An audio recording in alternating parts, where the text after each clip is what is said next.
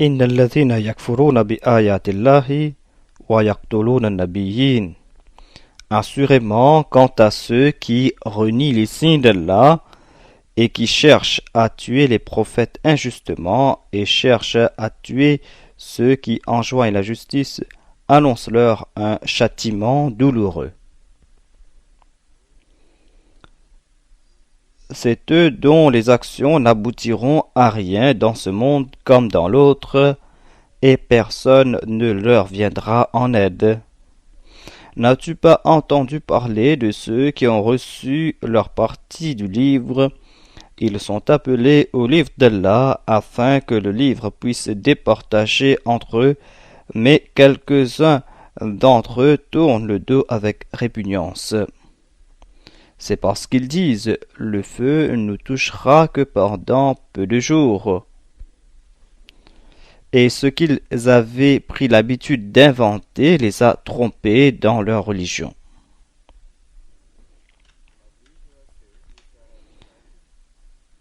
Nous avons déjà complété les commentaires du premier verset que je viens de réciter. Mais il y a quelques points sur lesquels je dois m'appesantir ce soir.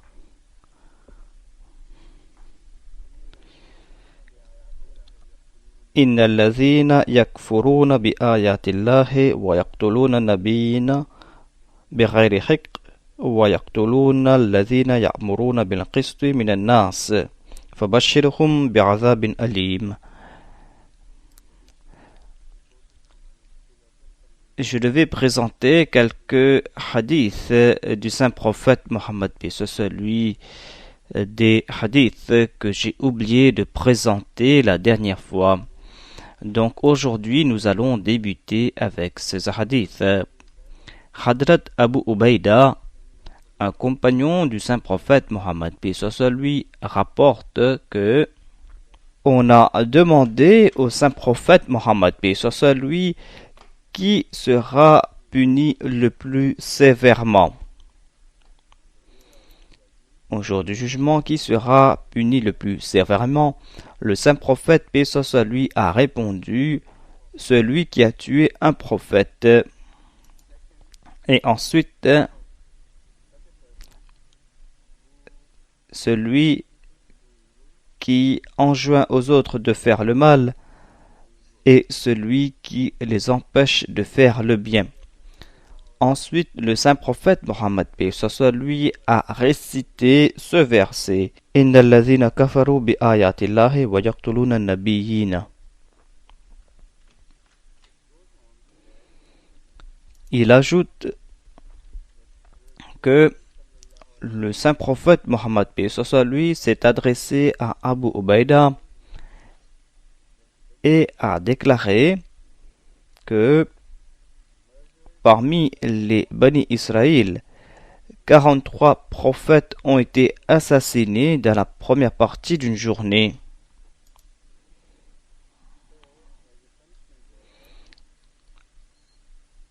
Et comme châtiment de ce crime, 170 coupables de ceux qui ont assassiné ces prophètes, ces coupables ont donc été exécutés.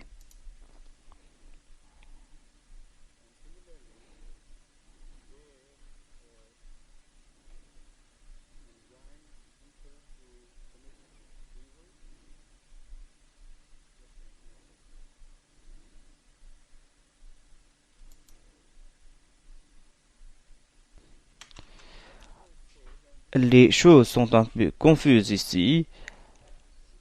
C'est pour cette raison que j'ai traduit cela différemment. Il est dit qu'on a enjoint le bien et interdit le mal à ceux qui ont assassiné ces prophètes. La traduction littérale sera donc on a enjoint de faire le bien à ceux qui ont tué les prophètes. Et on leur a interdit le mal. Si ils ont été exécutés, comment est-ce qu'ils ont pu faire le bien? et comment ont-ils pu se détourner du mal. Donc il y a des choses confuses à propos de ce hadith. Peut-être que le rapporteur n'a pas compris les propos du saint prophète Mohammed, paix soit lui. Le saint prophète, paix soit lui, a cité ce verset qui explique qu'ils n'ont pas seulement tué les prophètes, mais ces personnes ont aussi encouragé les gens de faire le mal. Et ils les ont empêchés de faire le bien. Donc ils ont fait le contraire de ce que préconisait le Coran. Et dans le Saint-Coran, on trouve mention de ces choses, à savoir que les vrais suivants des prophètes enjoignent le bien et interdisent le mal, et le contraire est vrai de ceux qui s'opposent aux prophètes. Si ces personnes ont été mentionnées ici, alors voilà ce qui a été peut-être dit, car s'ils ont été exécutés, ce n'était pas la peine de leur enjoindre le bien et de leur interdire le mal, car la personne qui sera exécutée bientôt ne pourra faire aucun bien ou ne pourra se détourner du mal. Donc il y a de la confusion dans cette partie de ce hadith. Peut-être que le rapporteur n'a pas compris ce hadith. Ensuite, il est dit dans ce hadith que 170 personnes ordinaires ont été tuées le même jour. Dans la deuxième partie de la journée, ces assassins ont tué 170 personnes ordinaires, c'est-à-dire des suivants des prophètes. Et il est dit, voilà les gens qui ont été évoqués dans ce verset. إن الذين يكفرون بآيات الله ويقتلون النبيين بغير حق.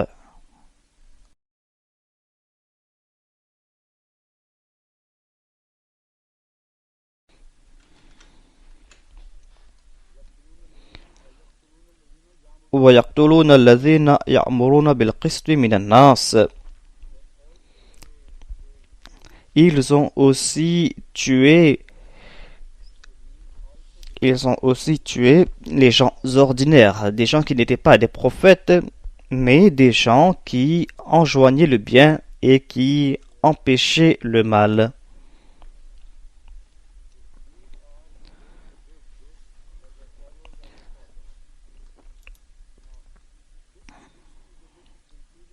Donc, ce hadith est un peu confus.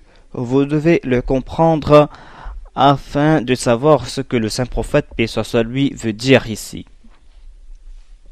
En premier lieu, il n'y a pas de preuve historique, il n'y a pas d'évidence de l'Ancien Testament, de l'histoire ou du Nouveau Testament qu'à une époque, Dieu a envoyé 170 prophètes à un peuple et que ces prophètes ont été assassinés dans la première partie de la journée et que 170 autres personnes, des personnes ordinaires, ont été assassinées dans l'autre partie de la journée. Donc on ne peut prendre ce hadith au pied de la lettre, on doit expliquer ce hadith. Dans la langue arabe, le terme jour s'applique aussi pour une période. Et nous avons bon nombre d'exemples où le terme yorm a été utilisé pour une longue période. Cela a été fait dans le Saint-Coran. Par exemple, il est dit que la création des cieux et de la terre a duré quelques jours. Et yorm dans la langue arabe signifie uniquement une période. Et puisque la journée signifie une période, c'est pour cette raison que petit à petit les gens ont pris ou ont compris cela, que le terme yom signifie jour. Mais ceux qui maîtrisent l'arabe savent que al-yom signifie uniquement une période étendue ou courte. Et la période la plus courte sera une journée de 24 heures. Donc, cela peut s'appliquer à toute l'histoire du peuple juif. Et la première partie de la journée veut dire durant la première période de leur histoire, et la deuxième partie de la journée veut vouloir dire la deuxième période de l'histoire du peuple juif. Et le terme Yaqtuluna doit être traduit. Cela ne veut pas dire ici le meurtre littéralement, mais cela veut aussi dire l'opposition. Et Yaqtuluna a plusieurs sens. Cela veut dire aussi de l'opposition, maltraiter les autres, persécuter les autres, commettre des exactions ou faire un effort afin de contrecarrer un mouvement et afin de priver les gens du fruit de leurs efforts. Puisque le terme Yaqtuluna a plusieurs sens, on ne doit pas prendre ce terme au pied de la lettre et on ne doit pas limiter l'essence de ce terme. Car dans ces cas, ce terme Yaqtuluna doit être expliqué. Vous ne devez pas limiter le sens de ce mot. Lorsque vous allez commencer à étudier ce hadith, à la lumière de ce que j'ai dit, il n'y a plus de confusion à ce propos. Cela prouve qu'au début de l'histoire d'une religion quelconque, généralement, il n'y a plus de prophètes, des prophètes qui sont opposés, et dans le monde des Juifs, le terme prophète n'avait pas encore la connotation que nous avons en l'islam.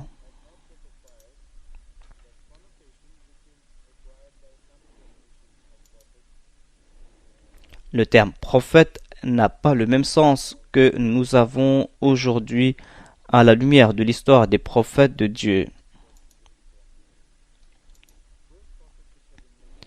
Ces prophètes qui ont été mentionnés dans le Saint-Coran, des prophètes qui ont été nommés, ce sont des prophètes de grand statut, et à la lumière de leur histoire, nous appliquons le terme prophète à des gens de grand statut, et nous pensons qu'il n'y avait que quelques prophètes de grand statut dans l'histoire du monde. Mais dans la Bible, le terme prophète est un terme utilisé pour les prophètes ordinaires, pour ces personnes qui ont été commissionnées pour donner un message à un peuple, et des fois leur mission était pour un court laps de temps. Par exemple, même dans le Saint-Coran, il est dit que le prophète Abraham alayhi salam a reçu des prophètes de Dieu, des prophètes qui lui ont donné un message. Donc, cela peut être une office permanente. Et dans certains cas, certains donnent un message pour un temps partiel. Dans la Bible, toutes ces personnes ont été qualifiées de prophètes. Puisque les prophètes bibliques ont été évoqués, c'est pour cette raison que le terme utilisé est prophète, et le terme a été compris ainsi par les Israélites. Si vous étudiez l'histoire des Israélites, non seulement que vous allez voir 170 prophètes, mais vous allez voir davantage de prophètes. Et le chiffre 170 ne doit pas être pris au pied de la lettre. Comme je l'ai déclaré, dans l'usage arabe, les chiffres sont mentionnés tout simplement pour indiquer un grand groupe ou une période étendue. On ne doit pas prendre ces chiffres au pied de la lettre. Il y a par exemple les chiffres 7, 70 ou 100 ou 80. Le terme Aqaba a été utilisé dans le Saint-Coran pour indiquer une période étendue. Nous ne savons pas si dans l'histoire du peuple juif, il y avait 170 prophètes qui ont été opposés ou rejetés, ou un chiffre qui se rapproche de ce chiffre de 170, où cela a été évoqué ici pour indiquer un grand nombre. Moi, je pense que ce chiffre a été mentionné ici pour indiquer un grand nombre. car le même chiffre a été utilisé pour les gens des derniers temps.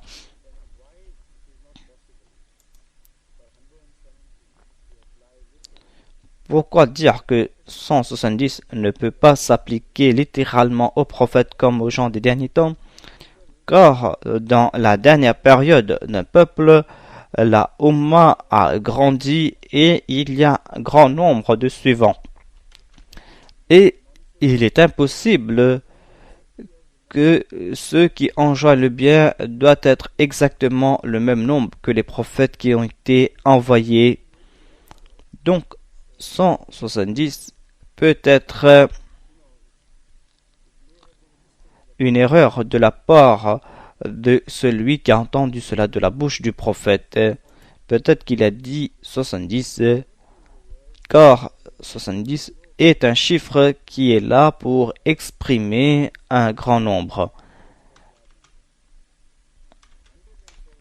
Donc, c'est la première fois que je suis tombé sur le chiffre 170 pour indiquer la même chose, c'est-à-dire un grand nombre.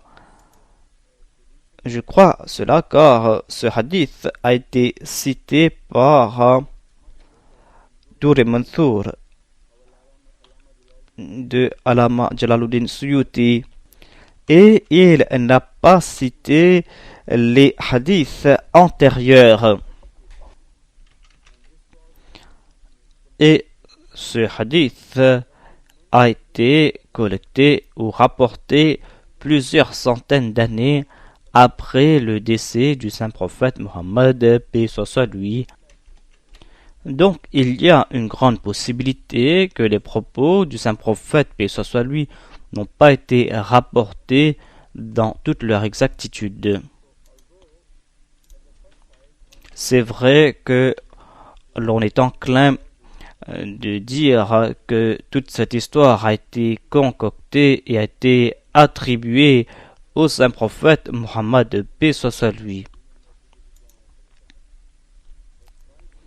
Mais une fois que vous commencez à étudier ce hadith, il apparaît que ces paroles étaient peut-être de la bouche du saint prophète Mohammed, paix soit lui, mais le sens était beaucoup plus profond que le rapporteur n'a compris. Et telle doit être l'attitude de tous les musulmans par rapport aux hadiths. Les hadiths ne doivent pas être rejetés immédiatement en disant que l'on a attribué ces propos à tort au saint prophète Mohammed, paix soit lui. Si vous étudiez ces hadiths de plus près, vous allez constater que derrière ces hadiths, il y a des lueurs d'espoir, alors qu'apparemment, on devait rejeter ces hadiths rationnellement. Lorsque j'ai étudié davantage ces hadiths, des fois j'ai constaté que l'on peut résoudre ces difficultés. Donc voilà le premier choix. Si on ne peut résoudre ce dilemme, et si ces hadiths contredisent le Saint-Coran ou la logique, car il est impossible que le Saint-Prophète, paix soit lui, ait pu contredire le Saint-Coran ou dire quelque chose d'illogique.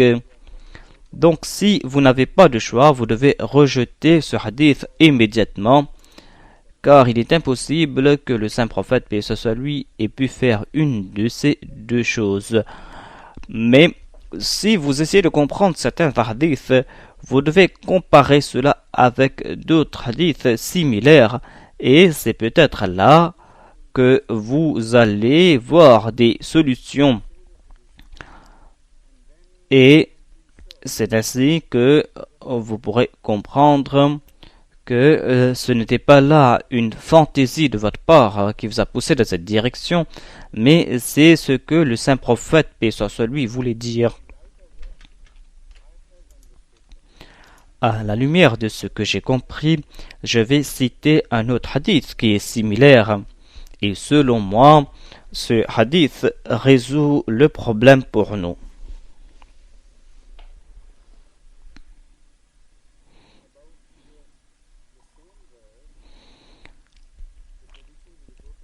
À propos du même verset, il y a un hadith de Mustadrak. Et ce recueil de hadith est plus ancien que le recueil de l'imam Jalaluddin Suyuti.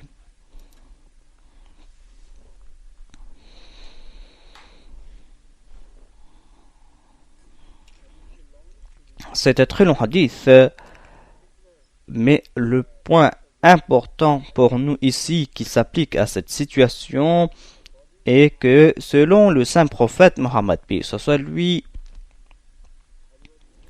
le prophète Yahya, fils de Zacharia, avait été assassiné.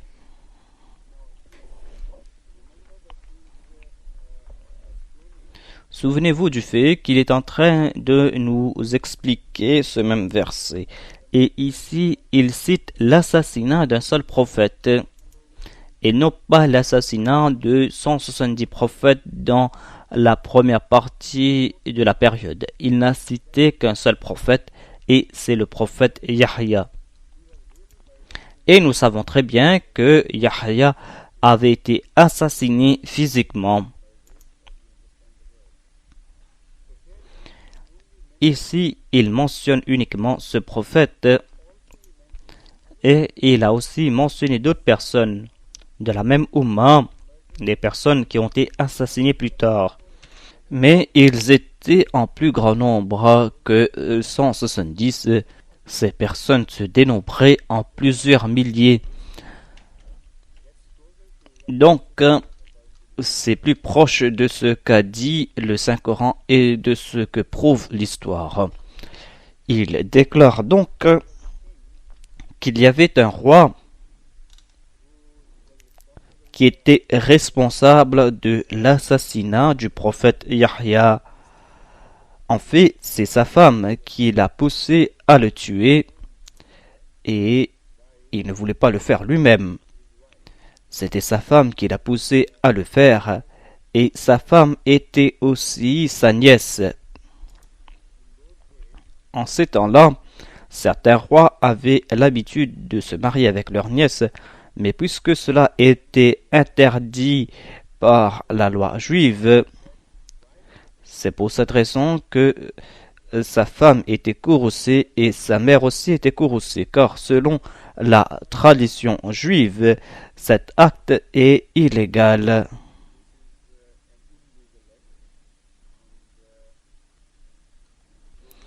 Et les gens nous méprisent pour cela. Donc, la mère a poussé sa fille à demander au roi de tuer Yahya. Le roi qui aimait cette femme, elle a déclaré que aujourd'hui tu dois assouvir ce désir que j'ai, à savoir que tu dois tuer Yahya. Donc il l'a fait. Et selon ce hadith, il y a quelque chose de très intéressant qui s'est passé. Une goutte de son sang a continué à bouillir jusqu'au temps de Nabuchodonosor.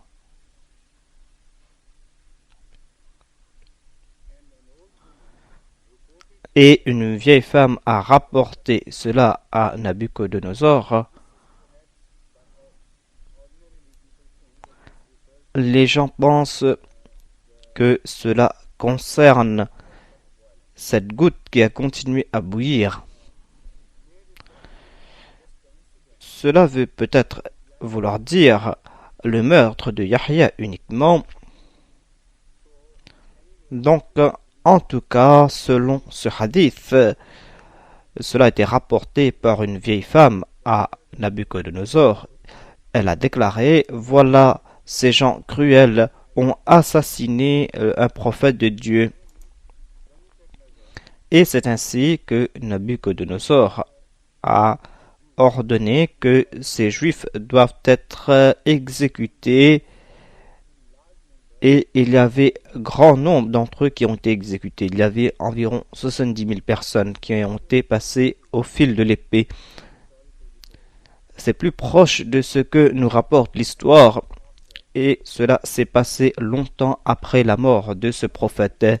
Donc le premier hadith doit être compris à la lumière de ce hadith présent, à savoir que lorsqu'il parle des autres prophètes qui ont été tués en grand nombre, il voulait tout simplement dire que ces prophètes ont été persécutés, ont été opposés. Et lorsqu'il a déclaré qu'un prophète a été tué, il a donné l'exemple d'un seul prophète, et c'est l'exemple de Yahya qui a été en fait assassiné. Et Allah a châtié ceux qui sont responsables de ce meurtre, mais pas durant cette période. Cela s'est passé bien longtemps après. Et ils ont été exécutés, et en tout il y avait 70 000 personnes qui ont été exécutées. Il y a quelques points que l'on doit élucider avant de continuer. Que veut dire une seule goutte qui continue à bouillir? Cela veut tout simplement dire que lorsqu'un prophète tombe en martyr, lorsqu'une personne pieuse tombe en martyr, son sang sollicite la vengeance.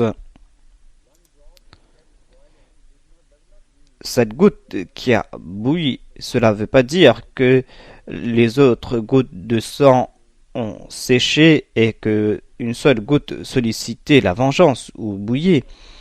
Cela veut dire tout simplement que tant qu'on ne s'est pas vengé de ce meurtre,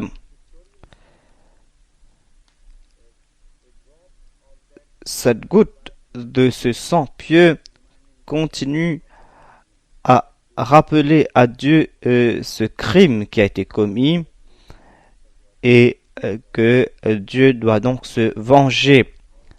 Voilà ce qui a été donc décrit ici.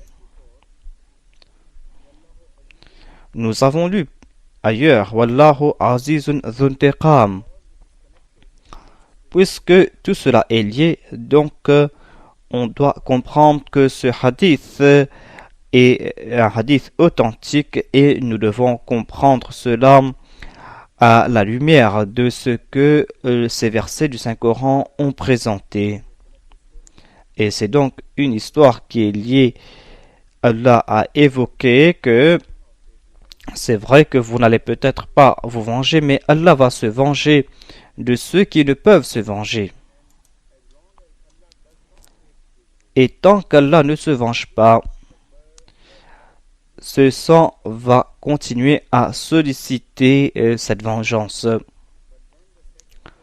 Mais la deuxième question qui est soulevée ici, alors pourquoi d'autres personnes doivent être punies, des personnes qui ne sont pas responsables? Cette question a été résolue par le Saint-Coran.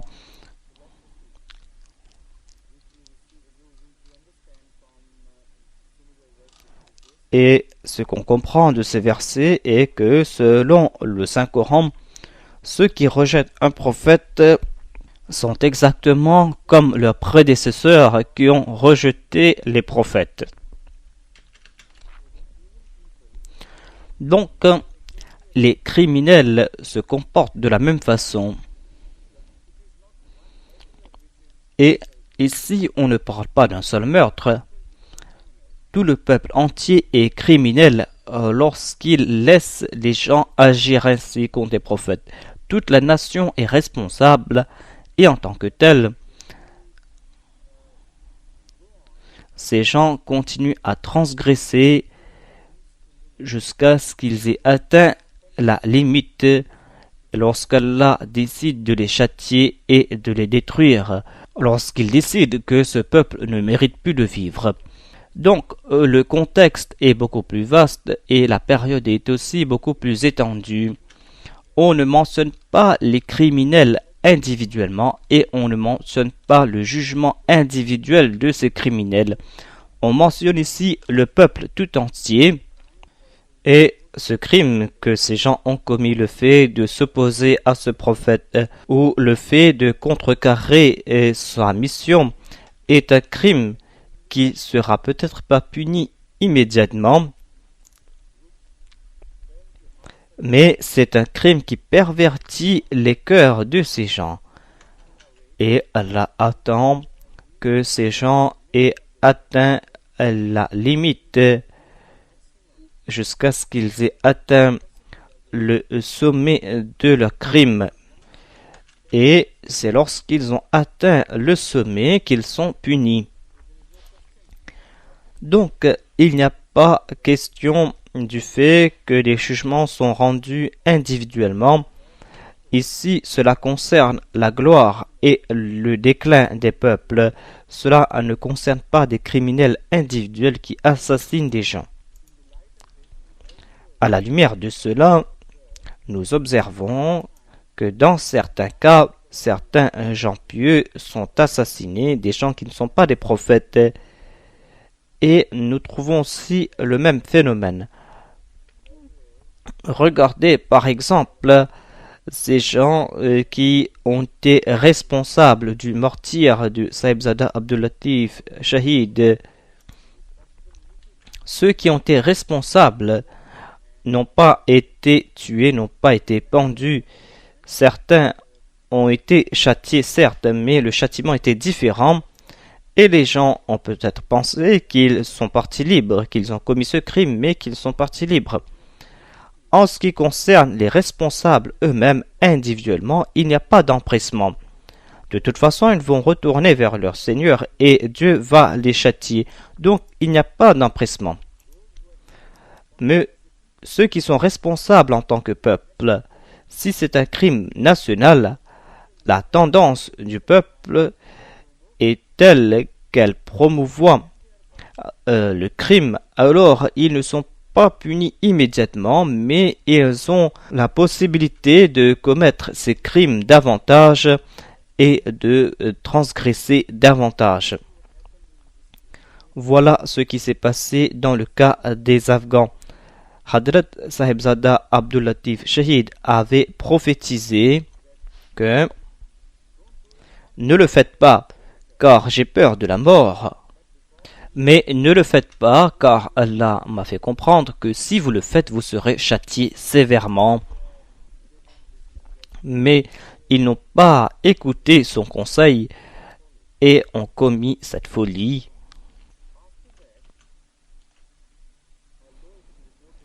Ces faits ont été rapportés par un auteur anglais qui a rapporté l'histoire de l'Amir. Le titre de son ouvrage est Under the Absolute Amir. Il a déclaré qu'ils ont été châtiés par une épidémie de choléra.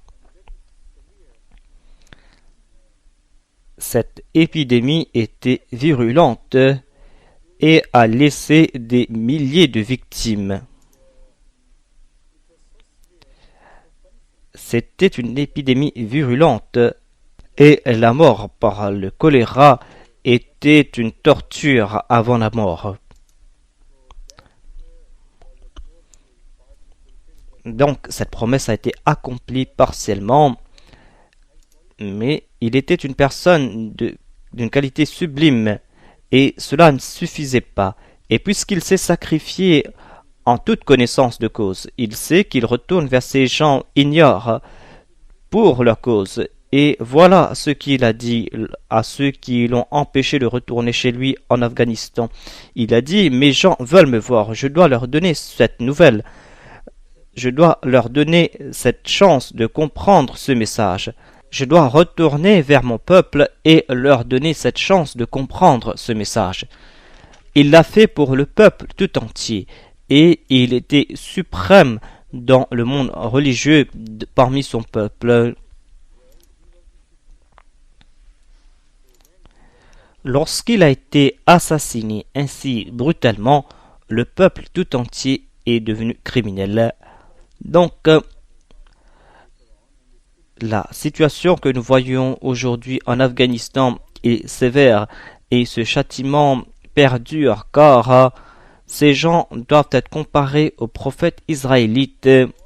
Et selon le saint prophète Mohammed lui, tel était le châtiment de Dieu face aux crimes commis contre les prophètes israélites. C'est-à-dire, bien longtemps après la mort des criminels, le châtiment a perduré de génération en génération, et ce châtiment était des plus sévères.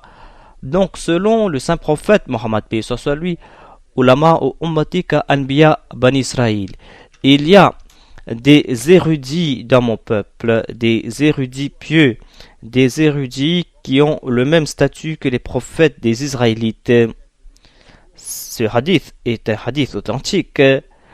Alors, ces érudits qui sont des gens qui craignent Dieu, ce ne sont pas uniquement des érudits au sens académique, mais des érudits dans le domaine de la taqwa. Et c'est ce que nous lisons concernant le savoir, à savoir rasikhuna fil ilm, des gens dont la connaissance est basée sur la crainte de Dieu.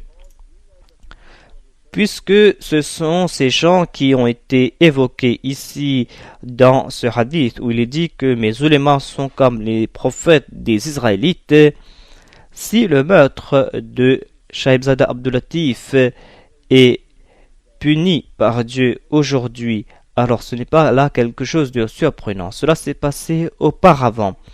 Donc c'est un crime grave que de s'opposer aux prophètes et à leurs suivants. Et si vous outrepassez les limites et si vous commencez à assassiner ces personnes, alors le châtiment commence à tomber. À une seule exception, à savoir, si ce peuple coupable se réforme et si ce peuple accepte le message, alors le châtiment de Dieu se détourne d'eux.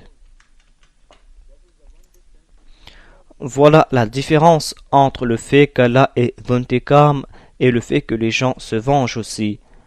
Allah aussi se venge, certes, pas pour sa propre personne, mais en raison de ses bien-aimés, et les gens ordinaires aussi se vengent.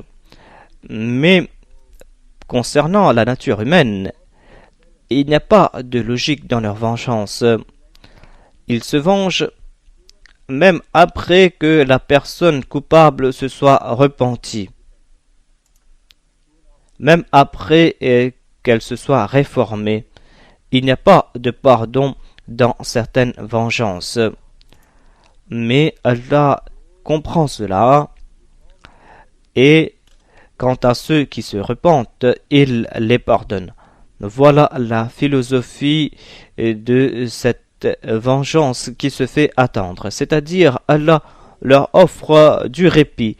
Donc ce répit n'est pas une forme d'injustice, mais cela démontre la clémence de Dieu, à savoir un peuple a cette longue période pour se réformer et on leur donne le même message et ce message est répété, mais s'ils continuent à commettre les mêmes crimes et s'ils agissent ainsi à l'égard de ces personnes pieuses qui viennent leur donner ce message et qui leur prodiguent des conseils et qui leur demandent de se réformer, alors certainement ces gens seront châtiés. La répétition et cette longue période de répit vont de pair. Et cela indique la façon de faire d'Allah sur une longue période, la façon dont il traite les gens ordinaires. Donc on parle de la situation naturelle et c'est la clémence de Dieu qui offre à ces gens la possibilité de se réformer, de se repentir.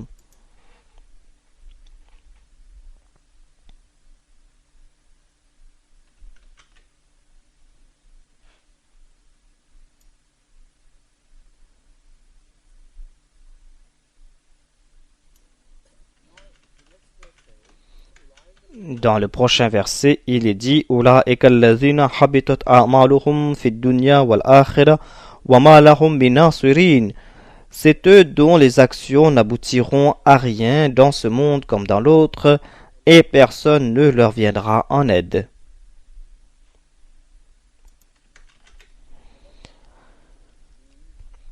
Habatal amalu signifie une action qui est vaine,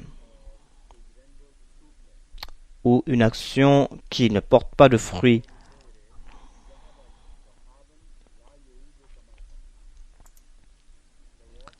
Cette expression signifie que l'eau d'un puits s'est asséchée et cette eau ne retournera plus jamais.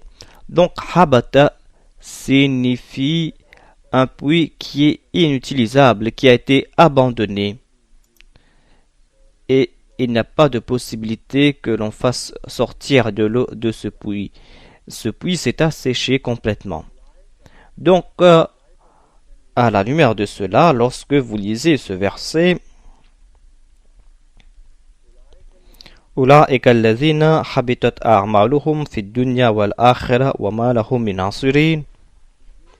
Cela veut tout simplement dire que leurs actions sont vaines et que leurs actions ne porteront pas de fruits.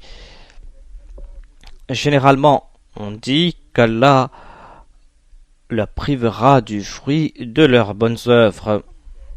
Ce sens est acceptable, mais uniquement dans un sens spécifique. Mais à la lumière de ce que signifie habitam, le sens peut être complètement différent et on doit voir cela sous un autre angle.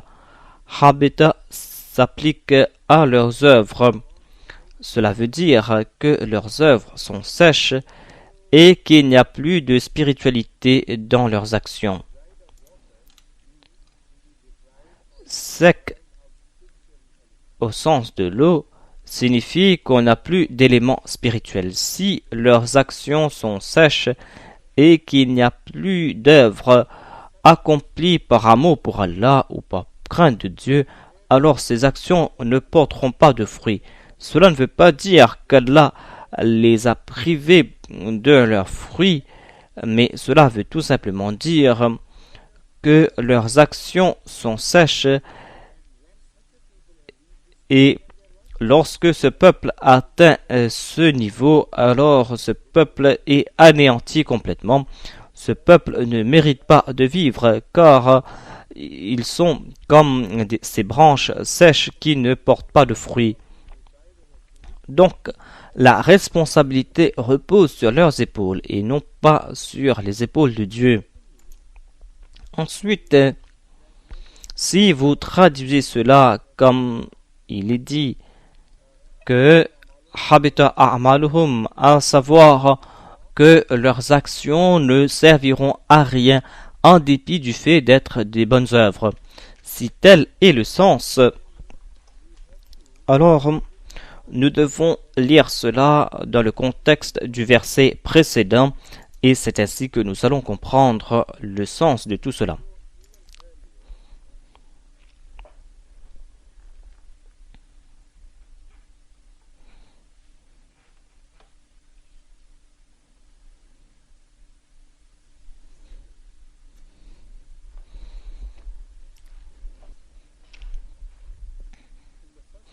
Dans un verset précédent, il est dit وَقُلْ لِلَّذِينَ أُوتُوا الْكِتَابَ وَالْأُمِّيِّينَ أَأَسْلَمْتُمْ فَإِنْ أَسْلَمُوا فَقَدِ اهْتَدَوْا. Il est dit et demande aux gens du livre et aux illettrés, vous êtes-vous soumis? Ici, aslamu ne veut pas dire s'ils sont devenus musulmans, mais aslamu dans le sens, vous êtes-vous soumis à vos livres et à vos enseignements? S'ils disent oui, alors ils seront guidés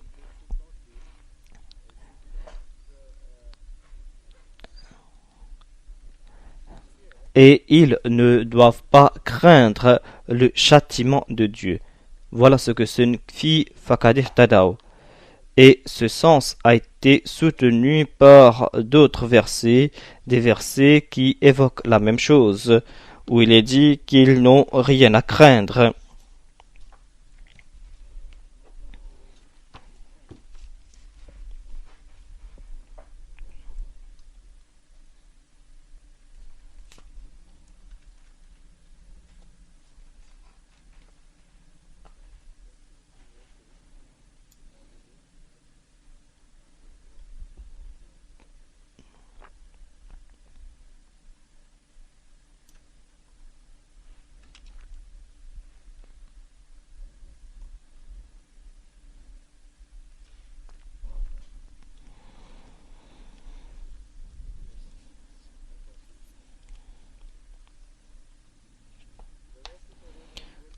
إن الذين آمنوا والذين هادوا والنصارى والصابرين من آمن بالله واليوم الآخر وعمل صالحا فلهم أجرهم عند ربهم ولا خوف عليهم ولا هم يحزنون.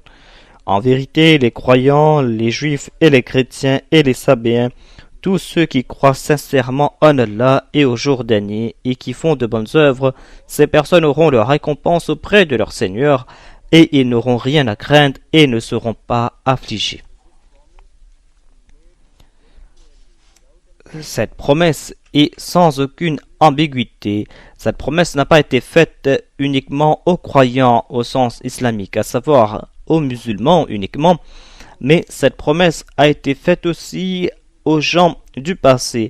Alladhina amanu walladhina hadu, ceux qui ont cru, les juifs et les chrétiens et les sabéens, ceux qui appartiennent aux autres religions de Dieu. Il est dit donc que si ces personnes ont accompli de bonnes œuvres, alors ces bonnes œuvres ne seront pas vaines et ils n'ont rien à craindre. Cela démontre que, quelle que soit votre religion, si vous accomplissez des bonnes œuvres, ces bonnes œuvres seront récompensées et ces bonnes œuvres ne seront pas vaines. Ici, Allah déclare Habitat a'maluhum. Leurs actions et même leurs bonnes œuvres sont vaines. Pourquoi ces actions sont-elles vaines? Le verset suivant explique cela. Inna alladhina yakfuruna bi ayatillahi wa yaqtuluna an-nabiyyina bighayri haqq. Maintenant, nous comprenons davantage cela et il n'y a plus d'ambiguïté. Il y a trois types de gens selon le Saint-Coran. Il y a ceux qui ont reçu ce message et qui ont compris ce message et qui l'ont accepté. À savoir que le prophète de Dieu, le saint prophète, paix soit lui, est le dernier prophète et qu'il a apporté l'islam. Et ces gens ont embrassé l'islam, ces gens ont été guidés dans la bonne direction. Ensuite, il y a ceux qui n'ont pas reçu le message de l'islam.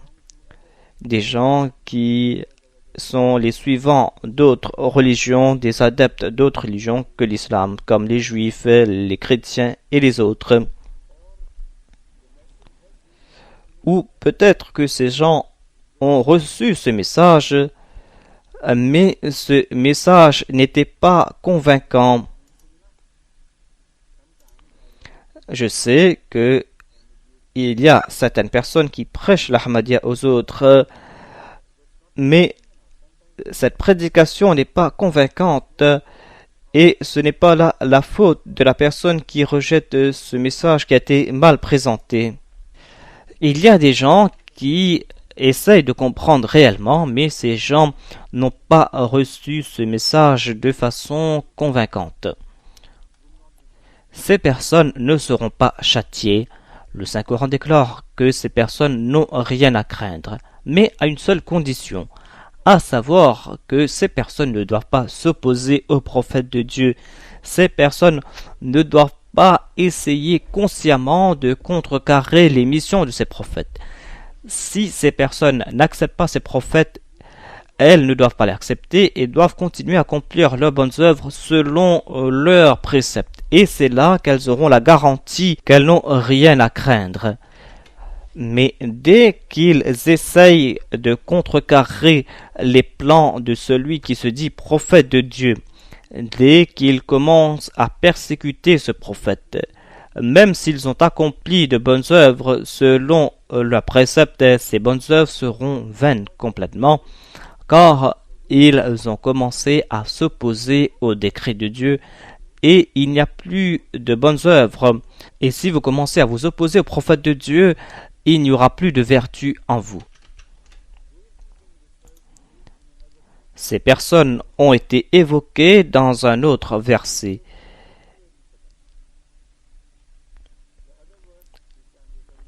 Ce verset déclare qu'à l'époque de Moïse, paix soit sur lui, lorsqu'une partie des ennemis de Moïse ont médité sur le meurtre de celui-ci, une personne appartenant à leur peuple est partie les rencontrer et leur a dit ne le faites pas, c'est-à-dire n'assassinez pas Moïse. Iyako kadhiban fa alayhi kadhibuh. Si Moïse est un menteur, s'il a attribué des choses que Dieu n'a pas déclarées, alors il sera châtié par Dieu. Ce n'est pas votre travail à vous que de vous opposer à toute personne qui se dit être de Dieu. Vous devez juger ses actions uniquement.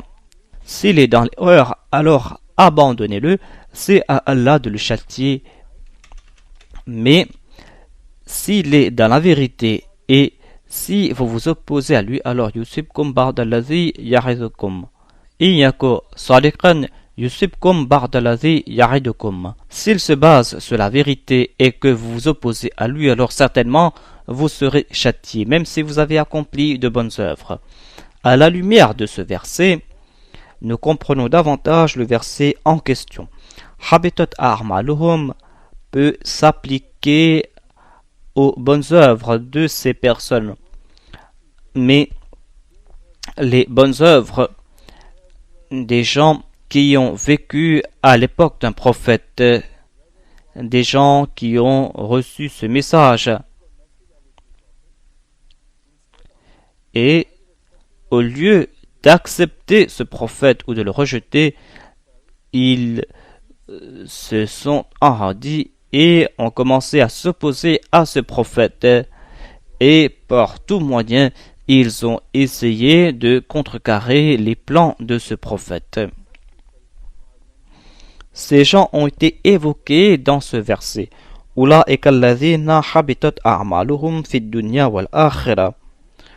bonnes œuvres seront vaines. Leurs bonnes œuvres ne porteront pas de fruits. Non seulement que ces bonnes œuvres ne porteront pas de fruits ici-bas, mais ces œuvres ne porteront pas de fruits aussi dans l'au-delà. Pourquoi a-t-on fait cette distinction entre les actions qui ne porteront pas de fruits ici-bas et dans l'au-delà?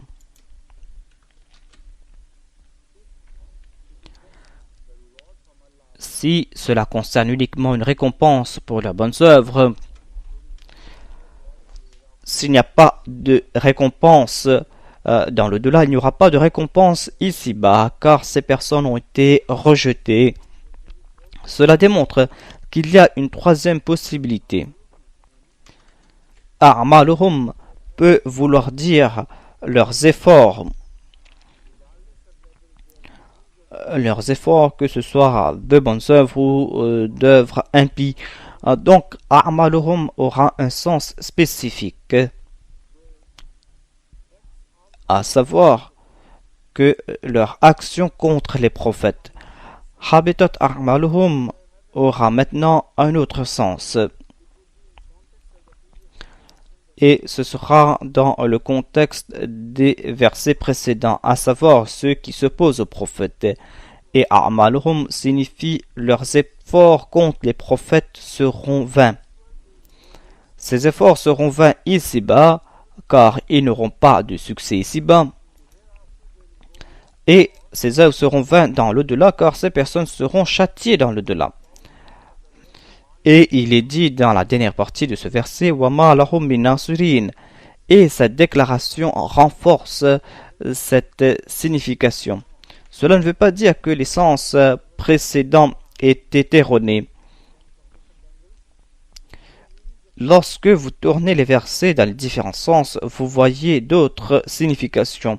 Et tous ces sens peuvent être exacts à la lumière des autres versets qui s'éclairent les uns les autres. Cela ne veut pas dire donc que les autres sens ou les autres significations sont erronées. Dans certains contextes, ces sens ou ces significations sont acceptables, mais le contexte exact est que ceux qui s'opposent aux prophètes de Dieu seront châtiés. Et il est dit aussi que leurs efforts ne porteront pas de fruits. Ils ne pourront rien faire dans le sens que leur opposition sera complètement vaine.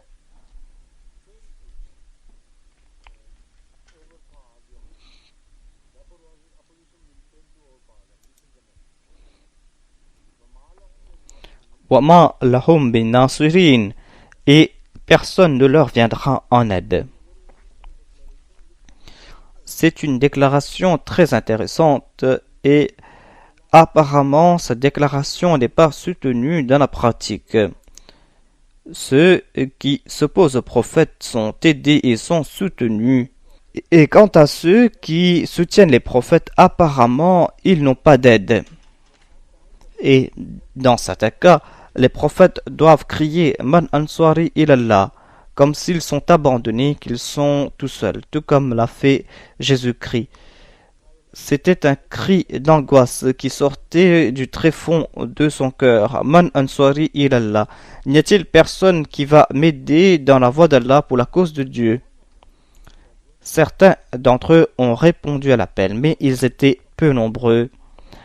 Alors que ses ennemis et ses adversaires étaient en grand nombre, et ils avaient à leur disposition des soutiens. Tout comme cela se passe dans notre cas, nous sommes sans soutien, alors que nos ennemis sont soutenus par de grands pouvoirs, par de grands empires, par de grands blocs qui sont là pour les aider contre nous. Donc, quel est le sens de cette partie? Wama lahum min nasirin, à savoir qu'ils n'auront pas d'aide. Cela veut dire tout simplement que, apparemment, vous allez constater qu'ils ont du soutien, mais ce soutien aussi ne servira à rien. Et conséquemment, ils n'auront personne pour les aider. Ma lahum min nasirin, cela veut dire, en réalité, ces personnes n'auront pas de soutien, alors que superficiellement, vous pouvez constater que les autres sont en train de les soutenir. Cela concerne donc ce bas monde, et cela veut dire apparemment ils auront des aides, mais ces aides ne serviront à rien. Mais en tout cas, dans l'au-delà, ils n'auront point de soutien. Et ce verset a été expliqué davantage dans une autre situation où il est dit qu'on va leur demander de présenter leur soutien et leurs aides. Où sont ceux qui étaient là pour vous soutenir? Et ils vont regarder à droite et à gauche et ils ne vont voir personne. Donc ce sera apparent dans l'au-delà. Mais ici-bas, les gens ne vont pas constater cela de visu, c'est-à-dire le fait qu'ils sont sans soutien.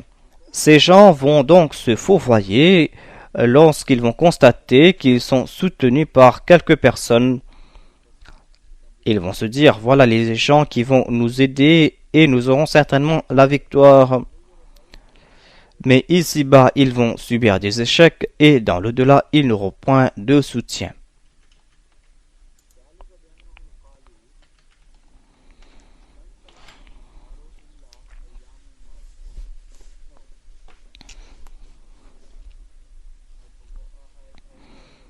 J'ai oublié donc un verset.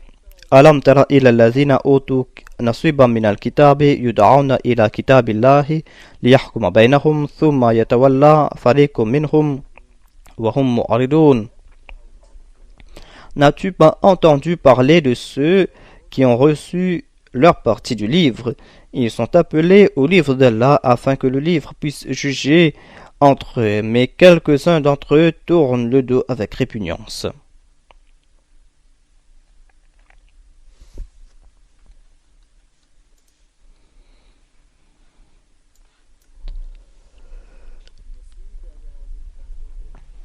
Le terme nasib signifie une partie, une portion.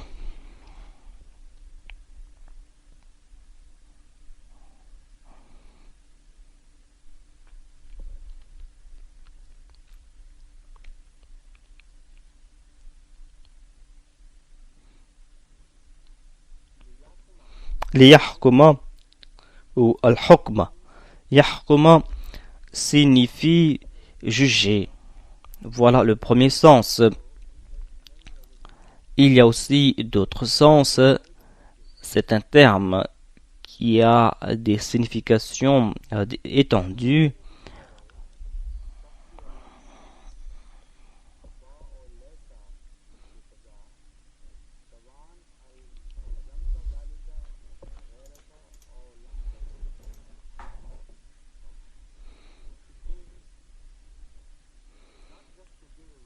Cela ne veut pas dire uniquement donner un verdict, mais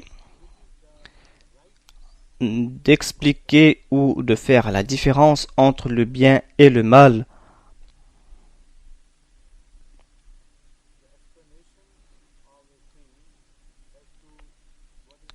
D'expliquer la bonne et la mauvaise méthode de faire quelque chose.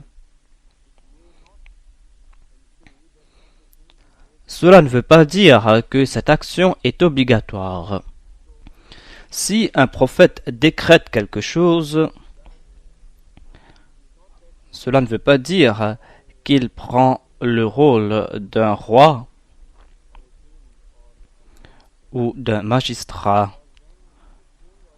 Car lorsqu'un roi prononce son verdict ou lorsqu'un magistrat prononce son verdict, il demande aux autres de les obéir et il use de la force pour que les gens mettent en pratique leurs préceptes.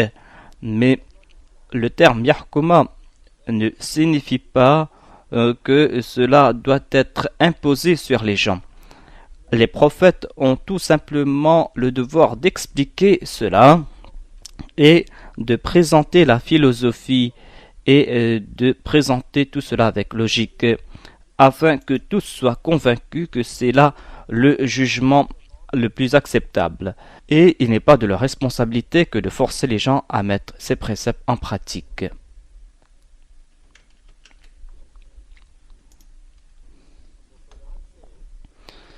Selon Mufradat, il y a deux prononciations de ce mot, c'est-à-dire de cette racine ha, kaf et mim. Il y a al-hukm et l'autre prononciation est hikma. Hikma signifie la sagesse et hukum signifie un ordre.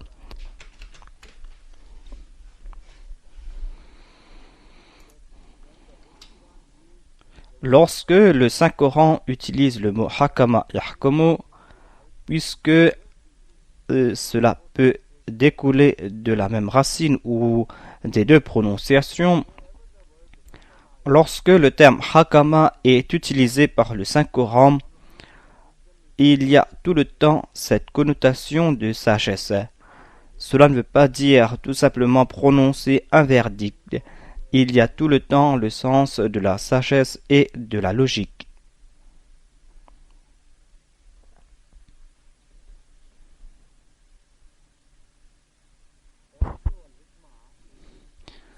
Al-Hikma a été décrit par Mufradat.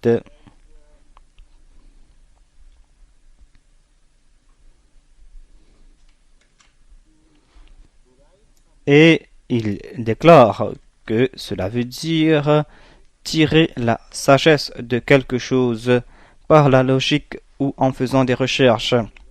Cela ne veut pas dire tout simplement prononcer un verdict.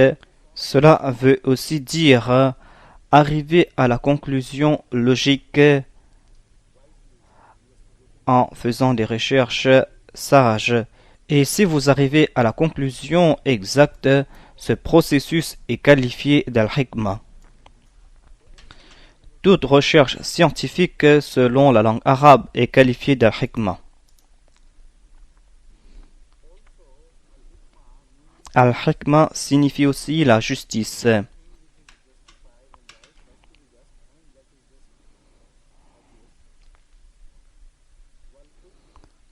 Et al-hikma signifie al-ilm. Hikma signifie la sagesse et la connaissance. An-nubuwa aussi signifie al-hikma. Et selon la terminologie islamique, hikma peut signifier uniquement la nubuwa.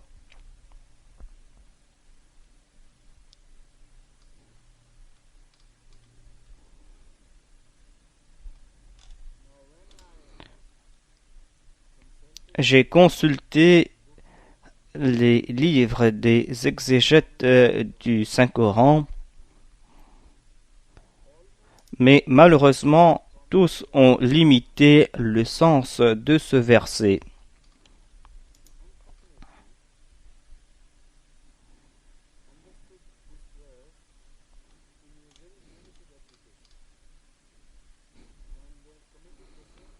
Et ils ont commis la faute que j'ai évoquée auparavant, à savoir qu'ils soulignent uniquement le contexte de la révélation de ce verset et ils ne cherchent que l'application immédiate de ce verset. Donc, si un hadith mentionne un incident qui s'est passé au moment de la révélation de ce verset, ces personnes se concentrent uniquement sur cet incident et croient que cette révélation a trait uniquement à cet incident et que ce verset ne signifie pas autre chose que cet incident. Lorsqu'il y a un seul incident qui a été rapporté, il est faux de toute façon de limiter ce verset. Mais lorsqu'il y a plus d'un incident qui a été évoqué à propos d'un verset, à savoir que ce verset a été révélé à propos de cet incident et que ce verset a aussi été révélé à propos de tel autre incident, alors il y a de la confusion et tout cela est en raison du fait que les gens veulent limiter le sens des versets du Saint-Coran. Lorsque ce verset a été révélé, ce verset a résolu un problème des gens de l'époque. Certes, on doit accepter cela. Et ce verset a été révélé à temps afin de résoudre ce problème. Mais cela ne veut pas dire que ce verset a été révélé uniquement en raison de ce problème. Dans ce cas, tous les exégètes classiques du passé ont rapporté plusieurs incidents à propos de ce verset et ils disent que ce verset a été révélé uniquement concernant cette situation. Certains ont déclaré qu'il y a eu un débat entre le saint prophète Mohammed paix soit sur lui et quelques juifs.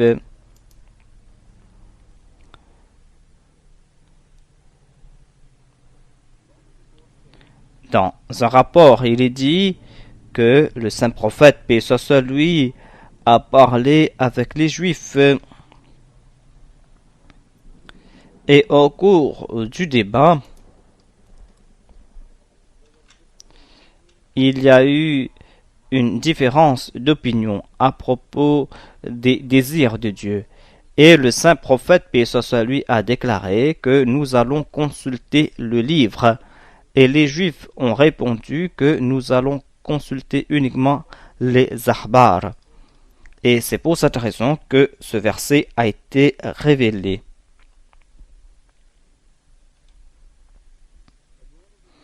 Et il est rapporté qu'un juif ou un couple de juifs a été coupable de fornication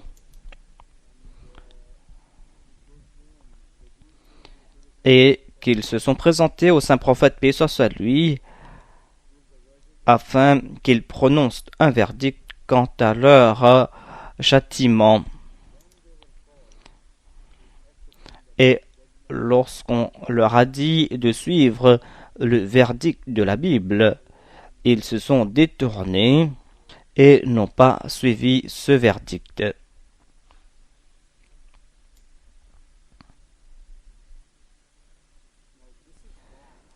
Tout cela est inexact.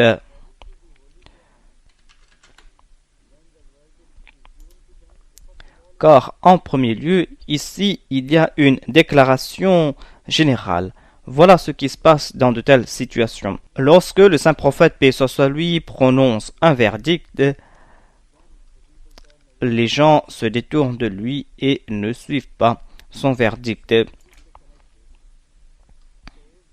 Selon ce hadith qu'ils ont cité, ils disent que le saint prophète, paix soit sur lui, a rendu un jugement. Il voulait cacher les enseignements bibliques et on a découvert cela et le juif et la juive ont été exécutés selon le verdict de la Bible. S'ils ont été exécutés, comment ce verset peut-il s'appliquer à eux? Ce verset nous présente un autre incident. Donc, c'est une pratique très malsaine que de limiter l'essence de ce verset en disant que ce verset s'applique uniquement à un incident quelconque.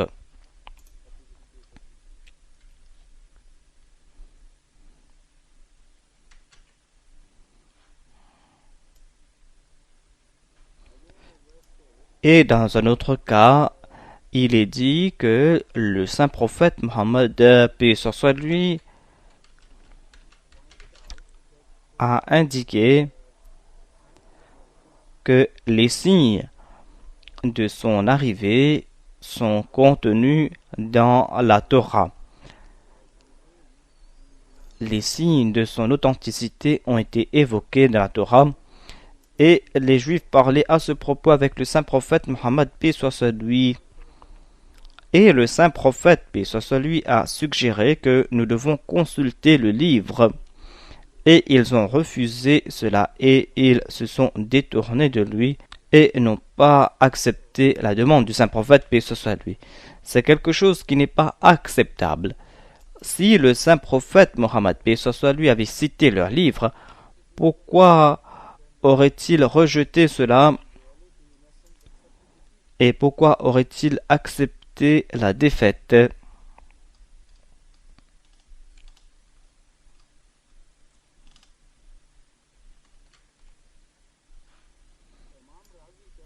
L'imam Razi déclare, à la lumière de ce qui a été dit, que la plupart des exégètes du Saint-Coran ont déclaré que Yud'arna ila kitabillah signifie que lorsque ces gens ont été appelés vers la Bible ou la Torah, selon eux, Kitabullah signifie donc la Bible ou l'Ancien Testament.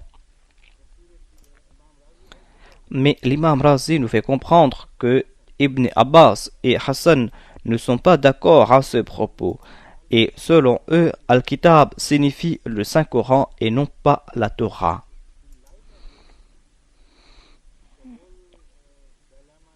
Donc ici, on arrive à résoudre ce dilemme.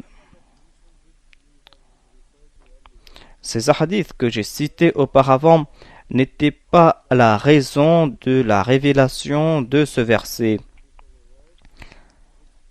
Ce verset est très pertinent au contexte de ces versets qui ont été évoqués auparavant. Comme je l'ai déclaré, il a été dit que lorsque les gens du passé ont reçu le livre, pourquoi y a-t-il eu des différences entre eux? Pourquoi l'islam s'est dissocié d'eux? Et quel était le besoin de la venue de l'islam? On parlait dessus et la raison qui a été donnée, ou une des raisons qui a été donnée, est que ces gens ont commencé à interpoler leurs livres, ils ont commencé à changer leurs ouvrages. Voilà la raison pour laquelle on avait besoin d'un autre livre. Mais cela ne s'arrête pas là. C'est là un fait commun qui concerne tous les livres, des livres qui ont été révélés après un autre. Lorsqu'un prophète est venu avec un livre, ce livre a été changé dans le cours de l'histoire et un autre livre a été révélé et un autre prophète est venu avec un autre livre, un livre dans lequel il y a des différences mineures et dans d'autres cas il y a des différences majeures entre cet ouvrage et l'autre. Mais ces différences ne concernaient pas les fondements de la religion. Ces différences avaient pour tâche d'élargir l'enseignement. il y avait des choses essentielles qui ont été abandonnées, mais ces choses n'étaient pas essentielles par rapport à l'époque donnée. Ces préceptes étaient essentiels car il y avait de nouveaux besoins. Voilà le processus qui a été évoqué. J'ai moi-même parlé à ce propos et je ne vais pas répéter cela ici, mais une autre raison de la besoin de nouveaux ouvrages est qu'il y a eu des changements. Et il y a une troisième raison, puisque les préceptes étaient en train de progresser vers la perfection. C'est pour cette raison qu'un temps est venu lorsque le livre a été révélé au complet. Donc, ce verset est en train d'évoquer ce phénomène. Alladhina utu nasiban minal kitab. Ces suivants du livre, les gens du livre, pensent qu'ils avaient reçu le livre au complet. Ils ont reçu uniquement une partie du livre et ce livre au complet, c'est-à-dire le Saint-Coran, a été révélé maintenant. Donc, lorsqu'ils ont été appelés vers le livre, ils ont refusé d'accepter ce livre, ils se sont détournés de ce livre et se sont contentés d'une partie du livre.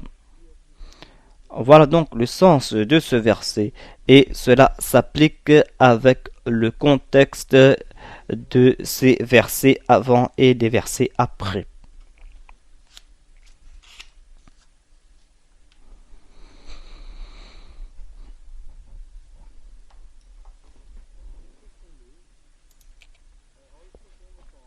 Je suis aussi tombé sur les notes du deuxième calife radhiyallahu anhu. Lui aussi présente le même point de vue.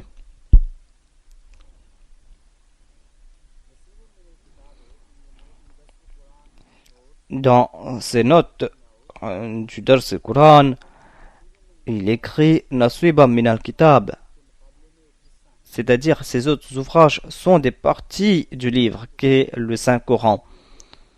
Naswiba min al-Kitab signifie ces livres antérieurs qui étaient une portion des préceptes parfaits que sont le Saint-Coran.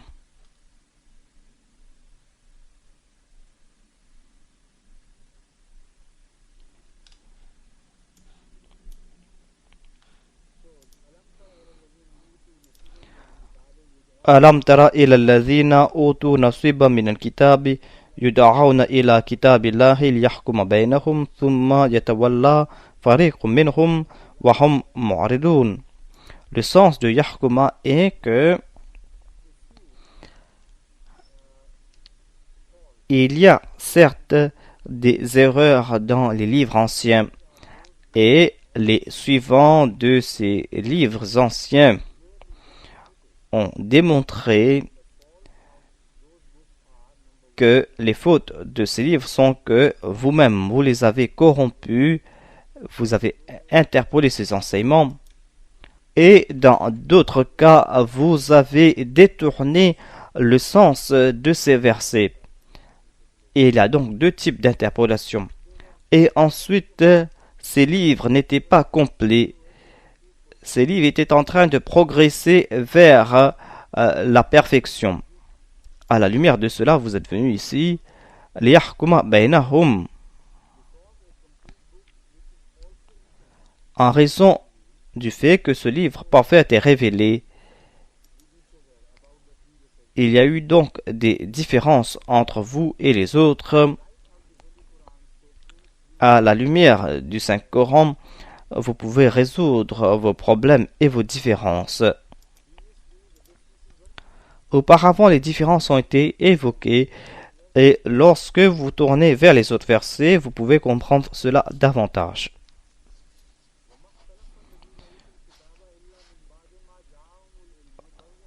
وما اختلف الذين أوتوا الكتاب إلا من بعد ما جاءهم العلم بغيا بينهم. Le livre était unique, le message était unique, mais les gens qui ont suivi ces livres ont commencé à se disputer entre eux et ont commencé à créer des schismes. Pourquoi cela? Tout simplement parce qu'ils ne voulaient pas accepter l'autorité des uns et des autres. Donc, ils ont attribué des significations à cet ouvrage. Certains disent que nous allons suivre ceci et nous n'allons pas suivre les autres choses qui nous sont présentées par les autres. Et c'est pour cette raison qu'il y a eu des dissensions entre eux. Puisqu'ils ont atteint ce stade, ils ont créé ici une nouvelle religion. Et comment les réunir de nouveau? Maintenant, cet ouvrage ne leur sert à rien, car on l'a interpolé et on l'a aussi interprété différemment.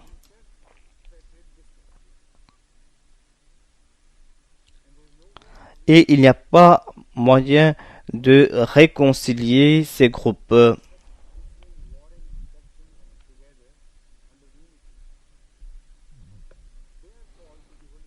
Ces personnes sont invitées vers le Saint-Coran et il leur est dit que le Saint-Coran a un avantage sur les vestiges de vos livres.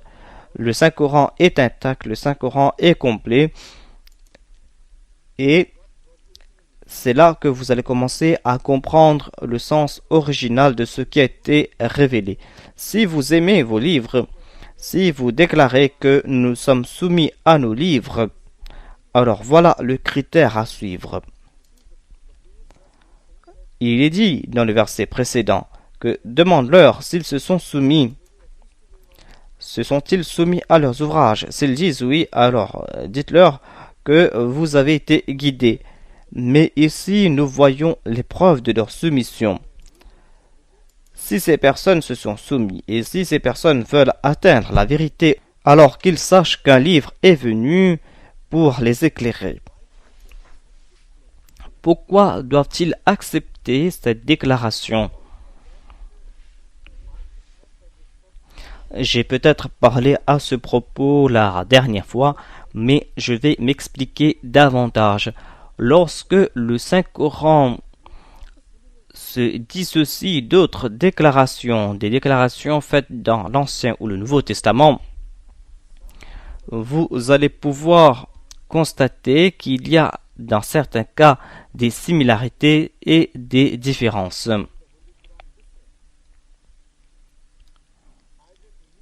Lorsque vous allez voir des différences dans les déclarations coraniques et bibliques, votre sagesse va vous guider dans la bonne direction et va vous faire comprendre que le Saint-Coran est juste et que la Bible est dans l'erreur. Ou votre connaissance de la science ou de la nature va soutenir ce que le Saint-Coran est en train de présenter et va démentir les déclarations bibliques. Ou le Saint-Coran va contenir une logique quelconque et un burhan, une preuve, un argument décisif, un argument en faveur du Saint-Coran et contre ce qui est dit par les autres livres.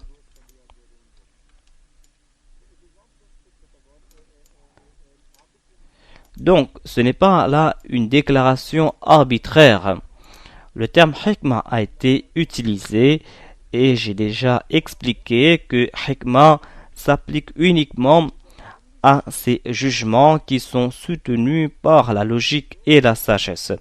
En cela réside la clé pour accepter cette déclaration. Si c'est de la sagesse, alors les Ahl Kitab n'ont pas de raison pour rejeter cela. Et ils doivent être tout simplement intéressés à chercher la vérité. Et lorsqu'ils vont le faire en toute sincérité, ils vont constater que le verdict du Saint-Coran est juste. Cela nous ouvre une voie de recherche pour nous les musulmans. On a fait des recherches dans ce domaine, mais il y a un autre domaine qu'on n'a pas étudié et tous les Ahmadis doivent faire cette recherche. Une fois, j'ai commencé à comparer les déclarations bibliques et coraniques concernant les mêmes incidents ou concernant les mêmes questions. Et j'ai trouvé cette comparaison très intéressante. Et j'ai commencé à collecter les chapitres que j'ai comparés. Et je l'ai fait dans une grande mesure. J'ai toujours les notes à la maison. Mais cela prenait beaucoup de temps. Et c'était aussi très excitant. Et une fois que j'ai commencé à faire des comparaisons, et des fois j'étais si excité que je ne pouvais trouver le sommeil. Et je devais faire ça donc au cours de la nuit. Et j'avais aussi d'autres tâches à compléter. Je voulais compléter cette recherche, mais je n'ai pas pu le faire. Je vous invite donc de commencer vous aussi, commencer à comparer ce qui a été dit dans la Bible et dans le Saint-Coran.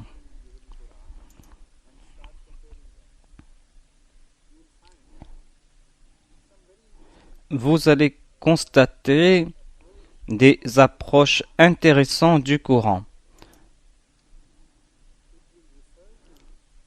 Le Saint-Coran va évoquer quelque chose qui a été dit dans la Bible, et dans d'autres cas, le Saint-Coran ne va pas mentionner certaines parties. Et lorsque le Saint-Coran ne mentionne pas une partie, c'est toujours la partie la plus illogique, la partie la plus pire.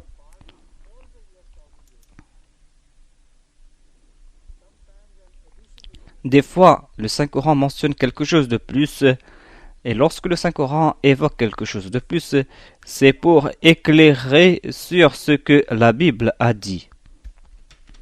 Donc, le Saint-Coran ne se contente pas de présenter tel quel tout ce que dit la Bible. Il y a, dans certains cas, des remarques additionnelles, des remarques qui nous éclairent concernant la déclaration biblique, et c'est ainsi qu'on arrive à accepter ce que dit la Bible. Si vous ne lisez pas cela à la lumière de ce que dit le Saint-Coran, vous n'allez rien comprendre des déclarations bibliques. C'est ainsi que vous arrivez à comprendre tout ce qui a été dit. Des fois, la Bible présente un concept imparfait de la création de l'univers.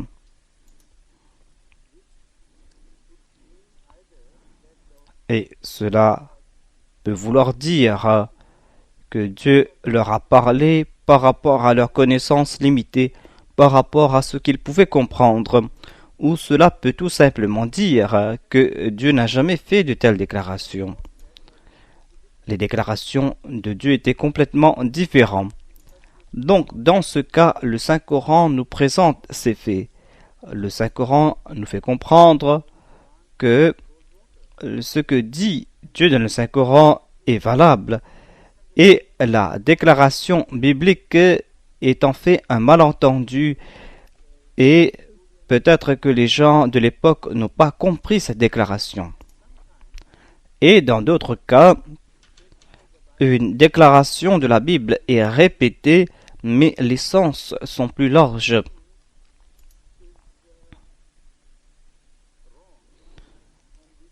Dans certains cas, certains sens ne sont pas exacts et d'autres sens sont acceptables. Les sens qui sont inexacts s'appliquent au fait que la connaissance de ces personnes était limitée. Et la déclaration exacte est la déclaration faite par Dieu. Dans certains cas, Dieu fait des déclarations qui peuvent être comprises de deux façons. Peut-être que les gens de l'époque ont eu des malentendus en raison de leur méconnaissance de l'univers, parce que leur connaissance n'est pas complète. Mais Dieu ne voulait pas présenter cela. Il y avait en fait un message pour les gens du futur, pour les gens qui avaient une connaissance plus profonde. Donc, pourquoi se débattre avec les gens du passé, des gens qui ne vont pas comprendre ces faits? Il y a par exemple des faits qui ont été mentionnés par rapport à la création de l'homme. Il y a toute une variété de choses qui ont été présentées et des fois le Saint-Coran est d'accord partiellement avec la Bible. Des fois il y a un accord parfait et des fois il y a des choses complètement différentes.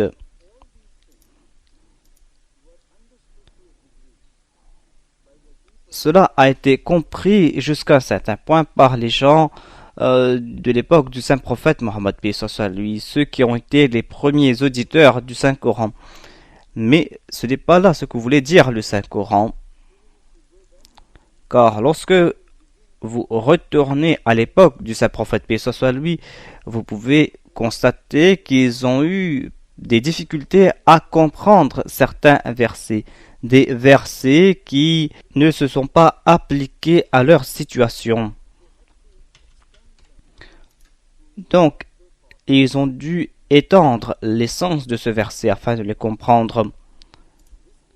Mais lorsque l'homme a progressé, lorsqu'il a fait des études approfondies des sciences, c'est là qu'on a commencé à comprendre ces versets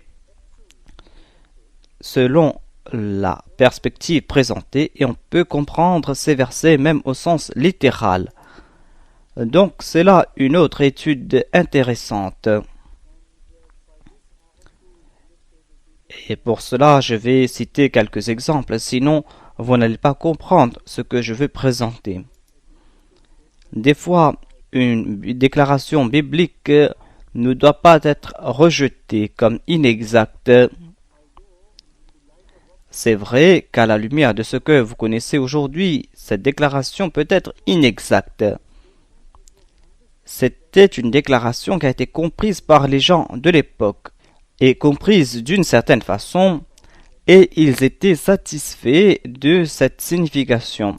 Mais puisqu'Allah ne fait pas d'erreur, même pour des gens qui ont une connaissance limitée, Allah ne fait pas de fausses déclarations.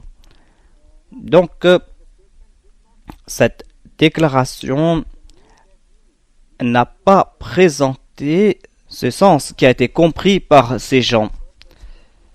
Et après, les gens ont compris que cette déclaration voulait dire autre chose. Et beaucoup de choses se sont passées entre ces deux périodes. Certains ont compris que ce verset voulait dire A. Et ils ont construit toute une histoire autour de cette histoire. Et en fin de compte, on a l'impression que le verset en question a présenté ce sens. Car les explications des gens étaient des explications qui n'ont laissé pas d'autres possibilités à ce verset. Ils ont attribué leur propre explication à ce verset et on ne pouvait plus tard accepter ces explications illogiques. Et on a commencé à se dire comment Dieu a-t-il pu déclarer des choses illogiques. Donc le Saint-Coran a présenté ces parties qui ont deux sens, des sens exacts et inexacts, mais inexacts de notre point de vue. Cette inexactitude était exacte pour les personnes de l'époque. Et le Saint-Coran a rectifié la Bible. Lorsque le Saint-Coran déclare لِيَحْكُمَ بَيْنَهُمْ, cela ne veut pas dire qu'il est en train de mépriser la Bible ou qu'il est en train de rejeter la Bible. Il veut tout simplement dire qu'il est en train d'aider la Bible. Et c'est en lisant le Saint-Coran que vous allez comprendre davantage des déclarations bibliques. Donc, on ne doit pas rejeter ces opportunités et on doit essayer d'en tirer avantage.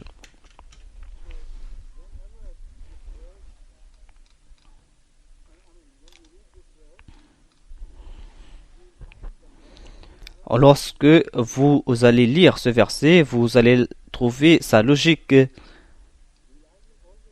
et vous allez constater que cette déclaration est toujours logique et que ce n'est pas une déclaration arbitraire imposée sur des gens d'une autre religion.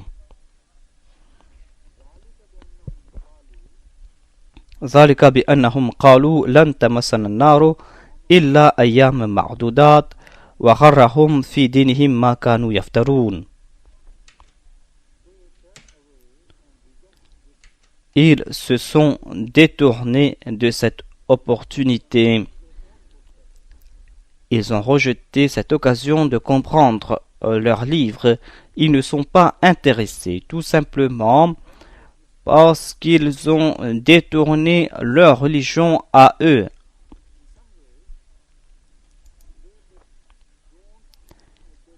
Et ils ne prennent pas tout cela au sérieux. Ils ne prennent pas leur religion au sérieux. Et si tel est le cas, alors pourquoi est-ce qu'ils vont prendre des déclarations coraniques au sérieux? Pourquoi est-ce qu'ils vont essayer de comprendre le Saint-Coran et ce que dit leur livre? Cela a été évoqué ici dans ce verset. ذلك بأنهم قالوا لن تمسنا النار إلا أيام معدودات. Ils disent, le feu ne nous touchera que pendant peu de jours. Pas plus de quelques jours, même si nous sommes punis.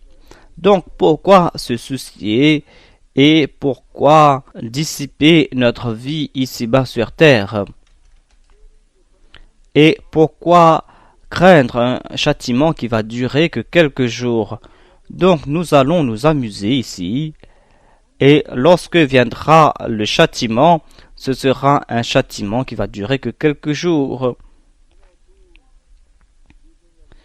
Cela ne fera pas de différence pour nous. Ce châtiment va venir et partir et nous allons tout oublier. Donc ce concept erroné les a enhardis davantage.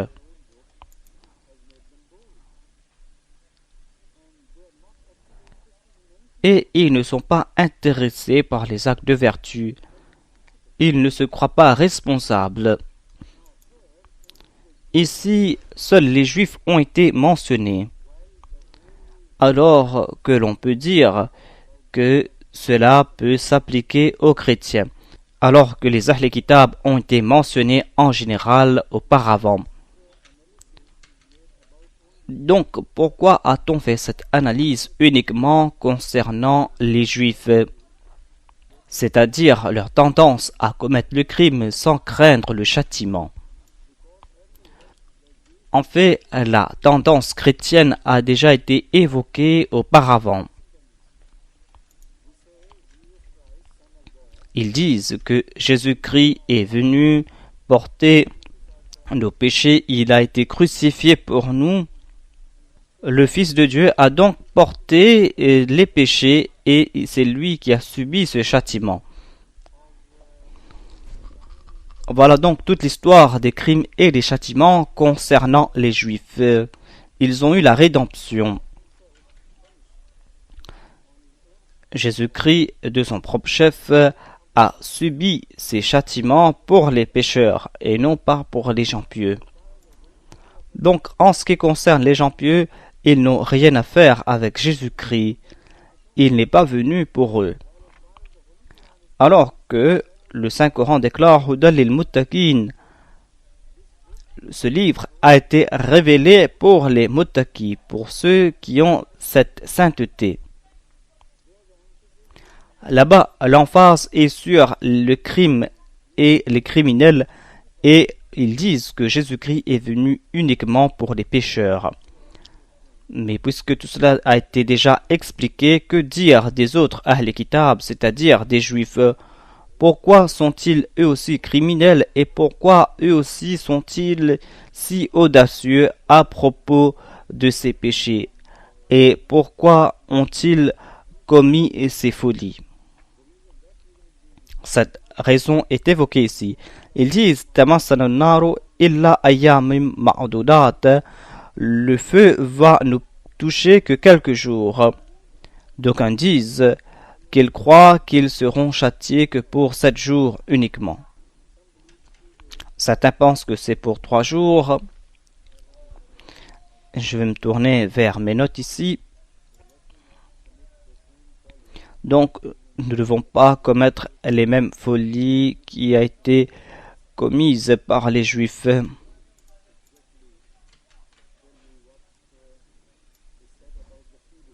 Donc, je vais vous présenter ce qui a été dit à propos de ces quelques jours.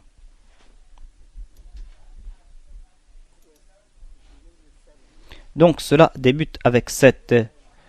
Mujahid a déclaré que l'argument des Juifs est que ce châtiment va durer que quelques jours. Ils disent que le monde date de 7000 ans et puisque les Juifs sont les choisis de Dieu, Dieu doit démontrer sa clémence à leur égard. Donc pour chaque 1000 ans, il va les châtier pour un jour.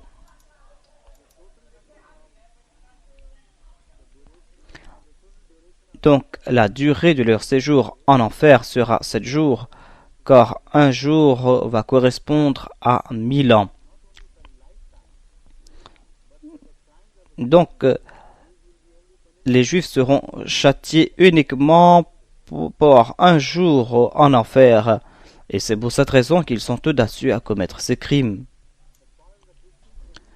En ce qui concerne les chrétiens, ce châtiment était uniquement pour 3 jours. Jésus-Christ a subi ce châtiment sur la croix pendant 3 jours uniquement.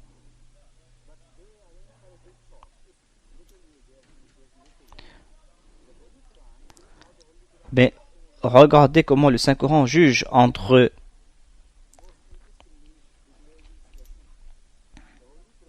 Le Saint-Coran déclare qu'il y a des jours de Dieu qui durent 1000 ans.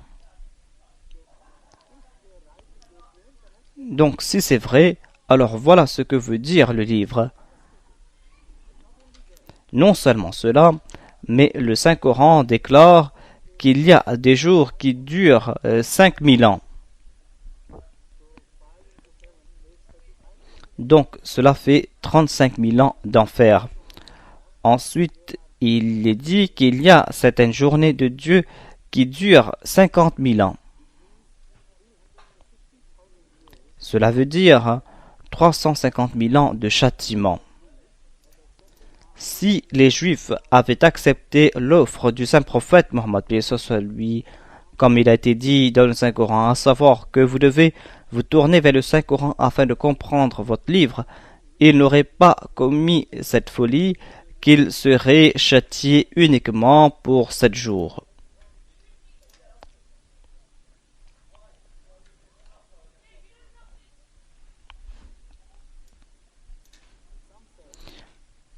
Certains disent que nous serons châtiés uniquement pendant 40 jours, car selon Mujahid, je ne sais pas s'il tire son autorité d'un érudit juif ou quelconque, mais ce que dit Mujahid est que certains ont déclaré que nous serons châtiés que pour 40 jours, et il cite les 40 jours d'absence du prophète Moïse alayhi salam, et durant ces 40 jours, les Juifs étaient coupables d'idolâtrie. Puisqu'ils étaient coupables de cette idolâtrie pendant 40 jours, c'est pour cette raison qu'Allah va les châtier pendant 40 jours et va oublier leurs crimes du passé et du futur. C'est là un concept des plus absurdes.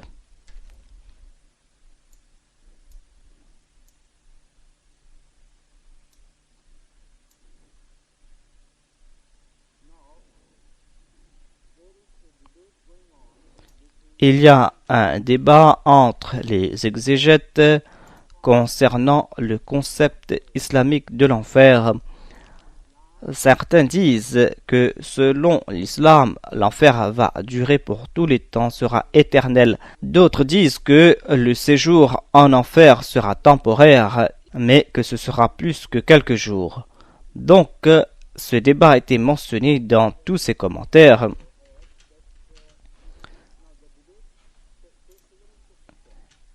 Et le débat a pris une tournure intéressante et cela nous éclaire concernant les croyances des musulmans du Moyen Âge concernant le châtiment. Certains déclarent que puisqu'il y aura certains musulmans qui iront en enfer, pourquoi dire que l'enfer va durer pour toute l'éternité? Et si Allah a fait sortir les musulmans, alors il sera injuste puisque les non-musulmans vont perdurer en enfer pour tout le temps. Donc, ils sont conclus que l'enfer sera peut-être permanent, car les non-musulmans doivent perdurer en enfer pour tous les temps. Et si les musulmans aussi partent en enfer, ils seront châtiés pour toute l'éternité. Et d'autres disent que les musulmans n'iront pas en enfer. L'enfer est uniquement pour les non-musulmans et aucun musulman n'ira en enfer. Je ne sais pas pourquoi ils ont conclu une telle chose, mais voilà le débat entre ces exégètes.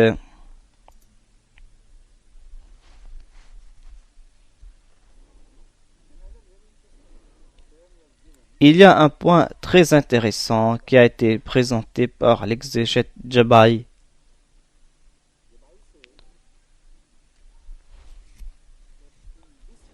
Il déclare que dans ce verset où il est dit que l'enfer ou le séjour en enfer va durer que quelques jours pour eux, il déclare qu'il y a ici une réponse au fait que l'enfer ne sera pas permanent.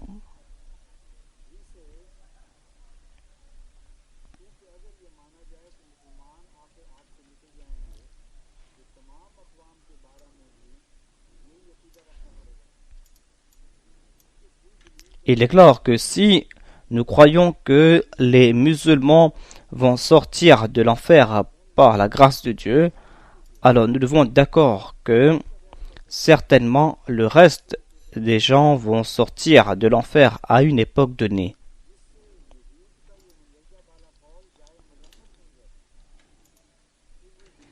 Et si nous croyons que les non-musulmans vont sortir de l'enfer eux aussi, alors il n'y a pas de quoi critiquer cette déclaration des Juifs. Et Dieu n'aurait pas dû traiter ou mépriser cette déclaration des Juifs. C'est-à-dire qu'ils ont le droit de dire cela. Je n'arrive pas à comprendre son point de vue, car il y a de grandes différences entre quelques jours et quelques milliers d'années.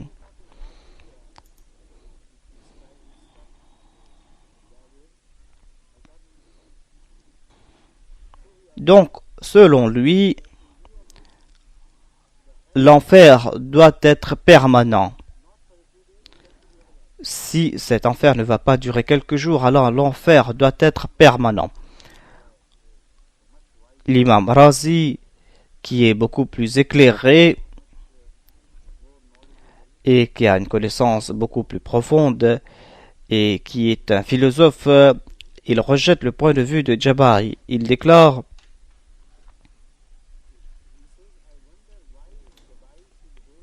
je m'étonne de ce point de vue de Jabai, car lui-même il croit que Dieu a le pouvoir ou Dieu est capable de pardonner. Si vous croyez en Dieu et si vous croyez qu'il est pardonnant et qu'il n'a pas de compte à rendre à personne, alors pourquoi Jabai ne croit pas qu'après un châtiment quelconque, Dieu va pardonner et que les gens doivent être pardonnés ou ne doivent pas être jetés en enfer? Et si Dieu peut pardonner, pourquoi pardonner les musulmans uniquement? Pourquoi ne pas pardonner les autres aussi? Donc, le point de vue logique présenté par les exégètes et le point de vue présenté par l'imam Razi.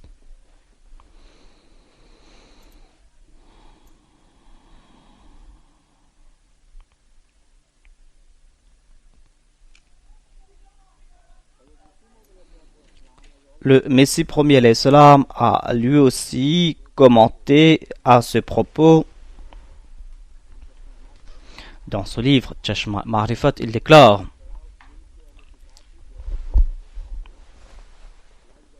les idolâtres et les gens du livre étaient tous deux criminels.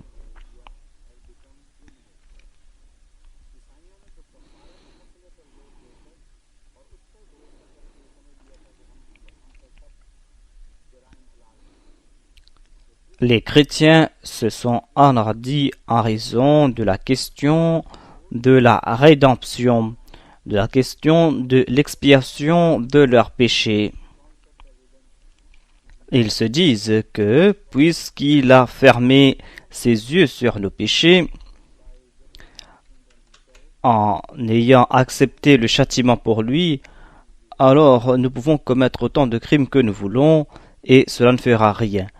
Et les Juifs l'ont fait car ils croyaient que leur séjour en enfer va durer que quelques jours.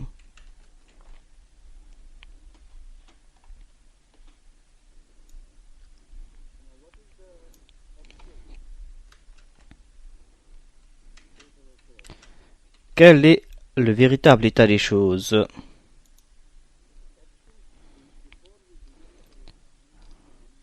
Avant de comprendre la nature même de l'enfer et la durée du séjour en enfer, je vais me tourner vers notre vieil ami, monsieur le révérend Wéry. En commentant sur ce verset, il déclare: selon les exégètes, le séjour en enfer durera 40 jours, 7 jours ou 4 jours. Cette déclaration attribuée aux Juifs est la déclaration de tous les musulmans. C'est exactement la déclaration de tous les musulmans.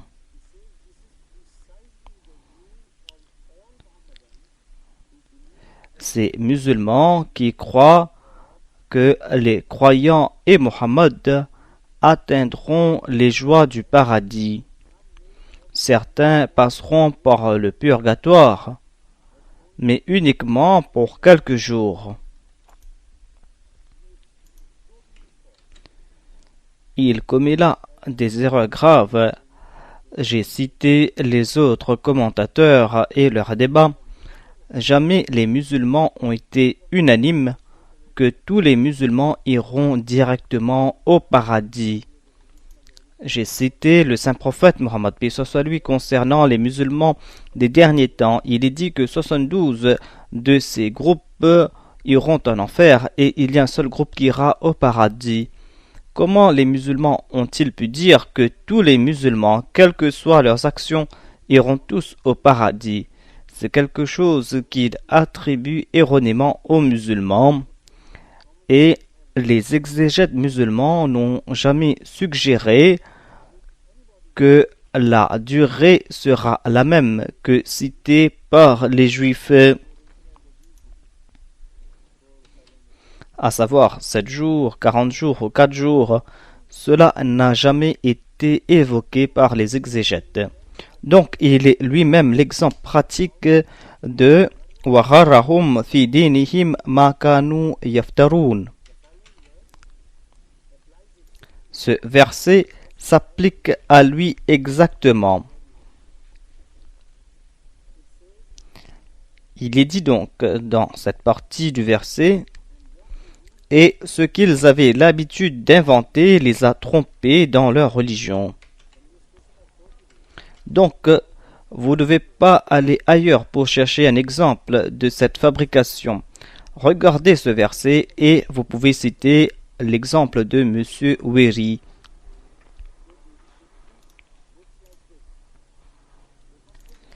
S'ils ont traité les livres ainsi, alors ils l'ont fait en raison de la pratique antérieure, car ils ont forgé leurs propres livres religieux et ils ont été enhardis, et c'est pour cette raison qu'ils le font ainsi à propos des musulmans et du Saint-Coran.